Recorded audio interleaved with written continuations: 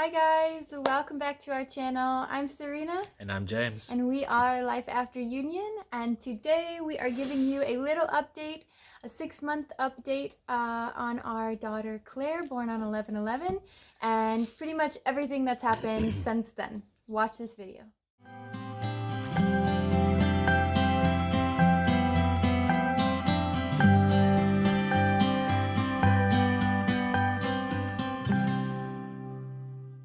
Welcome back.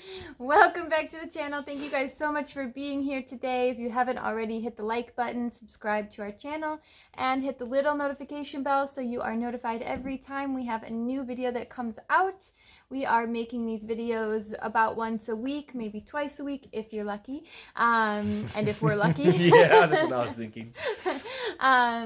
And so yeah, you can expect any kind of lifestyle videos, twin flame videos, spirituality, all of the above from our channel. And thank you guys so much for being here today. If you have any questions, put them in the comments. But today we are giving you an update on our baby daughter Claire, Hey, who Baba. is sitting right down here. She is almost 6 months old. She'll be 6 months old on the 11th. She was born November 11th, so she is our beautiful little twin flame 11/11 baby. If you watch to the end of this video, you get a little sneak peek on baby Claire. And we're just going to give you guys an update today on what's going on in our lives, what we're doing, and what's going on with Claire. So yeah, what's going on with Claire? She's getting big. She's getting big. She's getting big. She's just full of life. She's strong as hell. Yeah. She's aware of everything happening around her. She's very smiley and giggly these days, which has been nice for that to come about. Yes, and she is about ready to start eating. She's got 2 little bottom teeth coming through. So she's been teething since like 3 months, but she's actually had a tooth since I think maybe like 4.5 or 5 months. Yeah. So she's got some teeth coming through. She's ready to start doing some solids, some tasty human adult food. Some treats. Yeah. And yeah, so she's good. Everything's been good with her. We're gonna talk a little bit today about, like, we had this conversation yesterday, but like how we both interact with her, very differently. And you have like a very kind of I would almost say like an empathic connection with her. Like yours is very tangible, your connection. Like you guys are very like touchy with each other, and then also very like telepathic with each other. You want to talk about your guys' like relationship a little bit? I mean, personally, I probably wouldn't have used those words, even though they're very accurate to what our relationship is. For me, with her, obviously, for those of you who don't have kids, you'll get a better understanding now. For those of you who have kids, will know exactly what I'm talking about. Going from kind of day one, obviously you and Claire have always had a much closer bond because, well, she lived in you for 9 months, and there's that bond between a mother and her child or son from birth. That's a much closer bond, and it's taken a while for me to become more interactive with her, just because of the fact she hasn't necessarily been as aware of things around her and taking more things in, where now she's like just staring and wants to bite and chew and grab everything that she can get her little eyes on. So with that, it has grown mine and her relationship hugely, which I've been really enjoying. I get a lot more giggles out of her now. She gets excited to see me, which is like such an awesome feeling. It is just like the best thing in the world, which I know you know all about because you've had it for much longer than I have, and it makes me very jealous sometimes and very happy at the same time. But it's, I don't know, in a lot of ways it's kind of indescribable, the relationship and what it brings to me and the feelings I get from it. It's a very difficult thing to explain. I mean, it's something that you only really truly understand once you've gone through it, which obviously both of us have gone through it because we have a daughter together. I was actually going to ask you, because this is something that I had that I don't think I've even told you about yet. You guys, we've been busy. So it's a miracle that we're even here making these videos. Sometimes you guys, we literally go from doing like the most during the days to making these videos to doing the most in the evening. So like the magic that we've even been able to make these videos happen has been like something other. But do you have any like feelings or like anything like that you've had a life with her before and who she might have been in that life with you? Like, have you had any insights like that? Not that I can really recall. I mean, that side of things obviously is very, very big for you, and you're a lot more aware of. Bless you. One more? No. You're a lot more aware of those kind of I don't know if you want to call them emotions or what would be the correct terminology for that. Yeah, like insights or Yeah. downloads. For me, I'm not as in touch with that side of, I guess you could call it life. Do I feel like I've known her? Yes. But I don't know if I'd put in the same category that you would, as in like a previous lifetime. For me, it's kind of, I've always known her for who she is now. Yeah, that's Even it. though I still Yeah. want to see what she becomes, because I don't Yeah. know. I feel like I know her, and I've always just known her. Like for me, a big part of it is I can't really remember life before having her. Like obviously I can remember the stuff we used to do and like all the freedoms and being able to do whatever we wanted, whatever time, and sleeping late without a crying baby. But I can't remember not having her in my life. It's a very strong feeling that just it doesn't exist anymore. Yeah. Life without her. It's I don't know. Yeah, you touched on something significant, which I think is like, you know her and her energy now, like in this present moment. And I think she does really have that ability to like bring you to the present. And maybe all children have this. Obviously, we can only speak for her because we only have her. But so essentially, like she has this way about her of like just literally sucking you into her almost, like where you're right, like you just see her as she is right now in this moment, and it's not through like any other lenses or filters of like she's this or she's that or she's a baby. Like half the time I don't even think of her as a baby, like she's just Claire, like she's Bubba. Yeah. She's so special, and she's just like, you're just there with her. And I remember feeling that way like when I first met you also, because remember the first card that you pulled out of the tarot deck was the existence card, and that to me really meant like when we were together, like we were just in the present moment, like there was no space and time, like it was equally like right now, and it was equally also like infinity. So I understand like that feeling. And I think like the other day actually, and I don't know if we even talked about this, so this might be new information for you, but I had this insight, I think when she was taking a nap, and I was kind of just holding her, and I was kind of like, it was coming off of a hard time of putting her down, and I was kind of asking like, what is our connection, like where, like why did she choose us, why did we choose her? And then for myself, I had this lifetime where I was I was on this ship, and it was kind of like New World type situation where I was on this ship, and I had done something like the, I want to say captain, but like the captain of the boat didn't like, so then I got thrown off the ship. And then I was like washed up on like and it was more like a river or something like that, like an inlet. It wasn't like the open ocean. So then I got washed up into like the forest on like these rocks. And then this Native American woman came out, and she was the one that kind of picked me up off the rocks, and I had like broken legs and limbs and things like that. And I was a man in this lifetime. And she had picked me up off of the rocks and took me back to like her camp and her tribe, and then she just literally cared for me until I was better. And it was like I felt in that lifetime like so uncomfortable in my manliness, like in my masculine, for being cared for so selflessly by a woman. And so then the insight came to me that like part of what Claire is here to help me understand is how good it feels to give selflessly like that, like a mother does, so like she was the one that took care of me in that lifetime, so now I get to be the one to kind of selflessly take care of her in this lifetime, and to feel actually how good that feels, because that's where the healing was. Like my ego in that lifetime didn't like being cared for. And sounds very resonant of this lifetime, but also then but then realizing like, oh, it's actually such, you gain so much from caring from her. And I think you would agree with that. There's so much that it gives you to love her, in that way. So it's a very beautiful thing. She's a Scorpio. We're just the best. Until you start butting heads at some point. Then we're better. Yeah. So what is the hardest part of being a parent for you? And that's a very, very good question.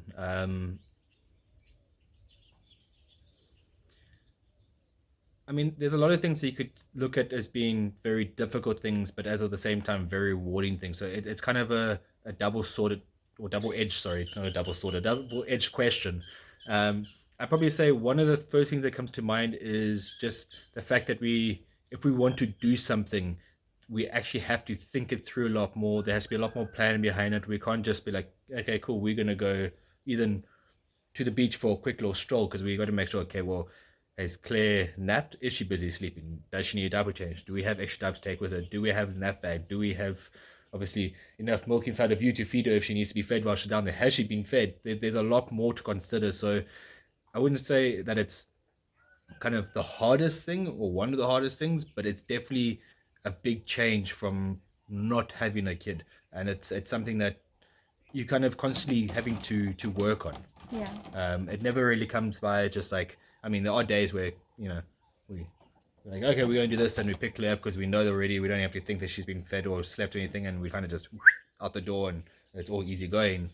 But there are definitely times where we really got to actually like, okay, no, we're going to slow it down a little bit. We're going to make sure that she's sorted, that you sorted, that I'm sorted, have we got everything we need for that day together, and then from there we can go out. And then just because we're going doesn't mean we're going to stay either, because that could also then change, and they're having to redo those plans and then find another way, whether we go somewhere else, try stay in that spot, or come home. Like there's a lot of things you're constantly having to kind of balance in order to make the most out of every situation for all three of us. Yeah. Because it's no longer me or you or us, it's me, you, and her. And it's a trifecta, and it's always a trifecta. It's never, well, I don't want to say never, it's a lot less the time individual. It's almost always having to think of all three people. Yeah. Yeah, it's a lot more to balance for sure. Yeah. 100%.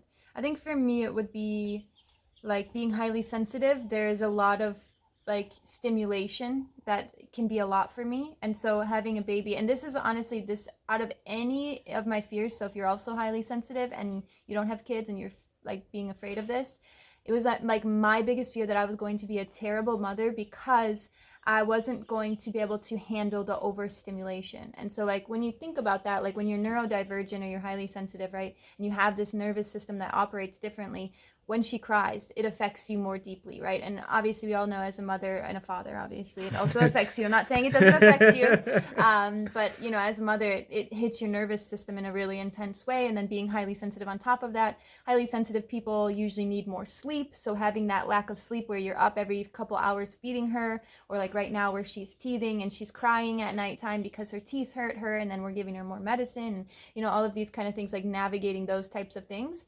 And just honestly, the highly sensitive, like hyper fixation and hyper focus, I can literally dive so deeply into her that I'm actually not even in my own body anymore. So then instantly you kind of lose your tether to reality. You lose your centeredness and your like ability to be strong within yourself, because you're so in them that you're not in you anymore. I don't know if I haven't peed in 3 hours. I don't know if I'm hungry, you know, and then by the time I come back into my body, it hasn't been attended to for so long that I'm like, what the hell? I felt like I got hit by a train or something, you know?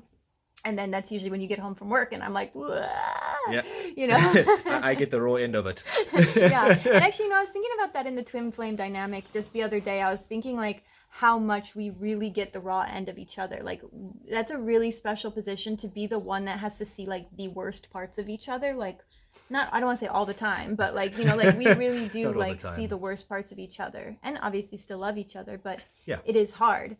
So that's just a quick aside, but that for me, I think would be the hardest part, is just balancing like my need for coming into my own body, my need for soothing my nervous system, but then also balancing the needs of her at the same time. So, you know, similar to what you said.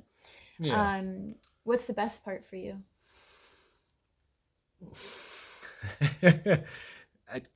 Same thing. It's a very difficult question because there's so many things, but I must say at the moment, and I think this is one of those questions that the answer will continuously evolve as you go forward. But for me right now, it's just her interactions that she has with us, and her more playfulness. She's smiling a lot more. She's more curious in things. She does weird things sometimes, like she bit my nose the other day, which hurt, but at the same time I was like, yeah, that's really cute. And just, I don't know, for me, one of my favorite things is just being able to connect with her on a much deeper and much more expansive level, especially at the moment because she is becoming, as she's spinning her toys, a lot more aware of everything. So for me, just being able to connect with her and see when she's happy and she's starting to giggle now, which is like such a cool feeling because it makes you want to start giggling as well. So I think just getting to spend some good time with her and you at the same time as well. Obviously the individual and the togetherness, there's just moments where you just get this really good feeling that comes through you, just like, this is the best thing that's ever happened, because it's just like, wow, it's just amazing. Are you excited for the moment when like you guys get to just go off on your own and like do something together? I'm incredibly excited and a little bit nervous, because I mean it's a lot, but I can't wait for the day where we can start to go on adventures. I mean, a big thing for me, obviously, that I'm really looking forward to, if she decides she wants to do this as well, is obviously I really love surfing and I love being in the ocean. So for me, I'm really looking forward to the day where she's like, Getty, let's go to the beach and go surf. I'll be like, yes. I'll drop whatever I'm doing. Screw work. I'm going to the beach with my daughter. We're going to go surf for 2 hours and have a bit of fun. Like, for me, that thought brings so much happiness and so much like, that I'm really excited for that day. Doesn't take away from anything else. I mean, I'll take her shopping and do all those other fun things as well, but that will be something that if me and her connect on that, because it's such a special thing to me, it would mean a lot if it was a special thing to her, and it doesn't have to be, but it would be freaking amazing if it is. And I think that it would be, because I mean, you love the ocean as well, and we spend a lot of time down there, and she seems to love it so far, so fingers crossed. Yeah, she's been, I mean, she was at the beach in the first, like, I think 4 weeks of her life. She was already at the beach. So I do think she's gonna like the water, and she's been in the pool and all that kind of stuff too. And she loves her baths. And a noise machine is the sound of the ocean. Yes, it is. Yeah. Trained from young.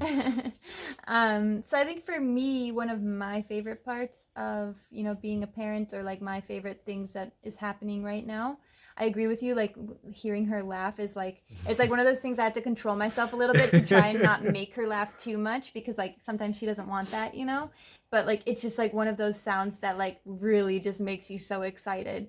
And then let's see, I also like, it's kind of like just having a best friend with you all the time, like you could just get to mission around, and like you said, it does make things more complicated. Obviously there's timing issues, and there's making sure she's fed and making sure she's okay, but like it is kind of like having this built-in best friend with you everywhere. And I have found a really freeing amount of like feeling like more myself. Like, so funny that would bring that out of you, but like I'll be in public, right, and I'm like where like I would never like do that randomly in public. Like I would never walk down the street like la la la dee dee dee da do, but like I'll do that if she's on my hip, like no problem. Yeah. Or like dancing. Like I was in a restaurant the other day, and there was some music on the background, and we were like dancing, and we were like having a little thing, and like I don't even give it a second thought, but like I would have never done that on my own. Like I would have felt so weird, but like she gives me a beautiful excuse to like bring more of myself to the table, and I'm really like enjoying that kind of expression, is like feeling like there's a confidence that she gives me, because like it's like I don't care what anybody else thinks, I only care what she thinks. So she's enjoying the moment, and then I feel like, okay, I'm doing the right thing, because she's enjoying the moment, and it makes me enjoy the moment. And so then whatever anybody else thinks is like completely besides the point. So I'm able to be a little bit freer with myself in that way, which is really, really cool. She almost helps you let go of your ego in a huge way, because I mean, as well, same thing for me. I'm not the kind of person that would randomly start dancing in public. When I'm with friends and we screen around, maybe, but there's in a certain setting with her, if she's happy and something comes on, I won't even think twice about it as well, and I would never do that. Yeah. I mean, I'm not a big person who enjoys dancing a lot, but with her, I'm like, let's do it. Yeah. Which is, it's really nice that she does help you kind of just drop your ego and just be present in the moment with her. Thank you, Bobby. Yeah, you're really good at that. Yeah. So that's quite incredible that she gives us the opportunity to do that. She's taught us a lot. Yeah. No, I think it's really cool. We were going to talk a little bit in this video about our roles currently, but I think as we're getting to like 20 minutes, I think it's not super necessary. Part 2. But if you stay tuned to part 2, you want to come on the camera? Thank you guys so much for watching. If you have any comments, put them down below. If you can relate to this content, share it with somebody you love. If you need any additional support or help, check the links. You can work with either one of us one-on-one. And yeah, we are taking one-on-one sessions, so if you'd like to book, you can do so in the links below. We look forward to seeing you in the next video. Lots of love. Bye. Bye.